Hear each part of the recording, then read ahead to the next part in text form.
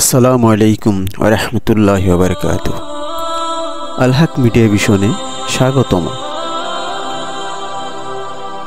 আজ আমার ভিডিওর বিষয় কিয়ামতের দিনে মুক্তির চাবি কি? সৎ নিয়তের শক্তি।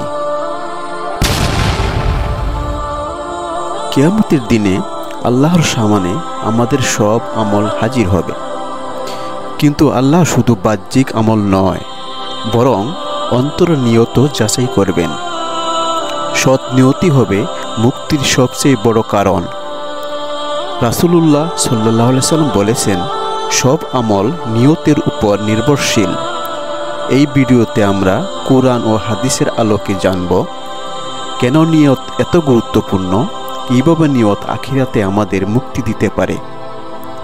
এসব বিষয় জানতে হলে সম্পূর্ণ ভিডিওটি দেখতে থাকুন। প্রিয় দর্শক, কিয়ামতের দিনের ভয়াবহতা নিয়ে আমরা সবাই চিন্তিত। সেই দিনে মানুষ মুক্তি পাবে কোন আমল দ্বারা? হাদিসে এসেছে, অনেক সময় সৎ নিয়তি হবে মুক্তির কারণ। আজ আমরা শুনব সেই শিক্ষণীয় ঘটনা।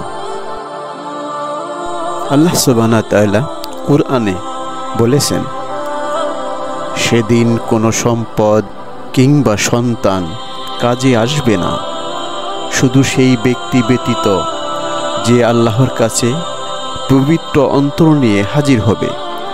সূরা আশ-শুরা ৮৮-৮৯। রাসূলুল্লাহ সাল্লাল্লাহু আলাইহি সাল্লাম ৩ যুবকের গল্প বলছেন, যারা একবার ঝড় বৃষ্টির রাতে একটি গুহায় আশ্রয় নেয়। হঠাৎ বিশাল পাথর এসে গুহার দরজা বন্ধ করে দেয়।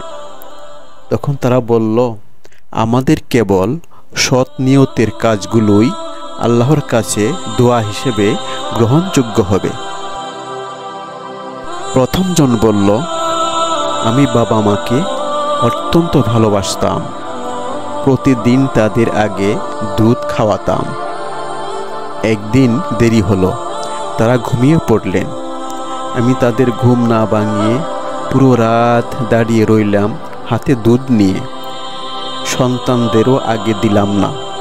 হে আল্লাহ, যদি আমি এটা শুধু তোমার জন্যই করে থাকি, তবে আমাদের মুক্তি দাও। এই কথা বলার পর গুহার দরজার পাথর একটু নড়ছে। দ্বিতীয়জন বলল, এক নারীকে আমি ভালোবাসতাম, কিন্তু সে চায়নি। দুর্ভিক্ষের সময় সে টাকার প্রয়োজনে রাজি হলো। তখন আমি পাপের কাজে প্রায় লিপ্ত হতে যাচ্ছি। তখন সে বলল, আল্লাহকে ভয় করো। সাথে সাথে আমি তাকে ছেড়ে দিলাম।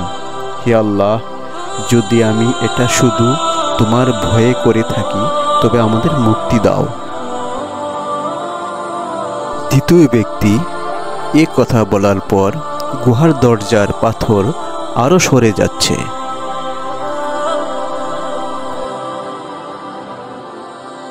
তৃতীয়জন বলল, এক শ্রমিক আমার কাছে কাজ করে কিছু পারিশ্রমিক পায়নি।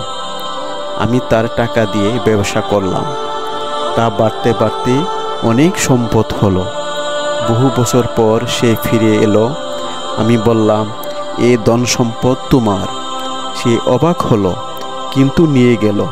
হে আল্লাহ, যদি আমি এটা শুধু তোমার জন্যই করে থাকি, তবে আমাদের মুক্তি দাও। তৃতীয় ব্যক্তি এ দোয়া করার পর গুহার দরজা পুরোপুরি খুলে গেল এবং তারা সেখান থেকে মুক্ত হয়ে ফিরে এলো। প্রিয় দর্শক, লক্ষ্য করুন, তাদের মুক্তি হয়েছিল তাদের সৎ নিয়ত আর আল্লাহর জন্য করা কাজের কারণে। সুতরাং কিয়ামতের দিনে আমাদের মুক্তির সবচেয়ে বড় মাধ্যম হতে পারে সৎ নিয়ত। তাই প্রতিটি কাজ করার সময় নিয়ত করুন শুধুই আল্লাহর জন্য। ভিডিওটি ভালো লাগলে লাইক, কমেন্ট, শেয়ার ও সাবস্ক্রাইব করতে ভুলবেন না এবং এই রকম আরও ইসলামিক ভিডিও পেতে থাকুন আল হক মিডিয়া ভিশনের সাথে। জাযাকাল্লাহ খায়ের।